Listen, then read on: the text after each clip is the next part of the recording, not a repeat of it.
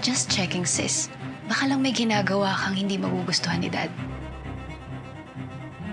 Anyway, ngayong buo na ang loob mo, Toronto's governor. Ngayon pa lang dapat mag-asikaso na tayo ng campaign strategies and kung anong dapat gawin to ensure victory. In fact, I have some ideas already. Hindi ko kailangan ng tulong mo. Ako ang chief campaign architect and strategist mo. O gusto mo pang tawagan si Dad ngayon para i-remind sa'yo? Look at you. Laging nasa saya ni Dad. Hindi mo kayang kumilos, no, nang wala si Dad. Don't worry, you're still my campaign strategist.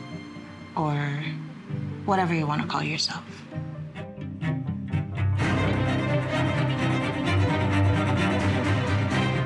Pero hindi ko kailangan na magsasabi sa akin kung paano ko mangangampanya at mananalo. I-FYI na lang kita.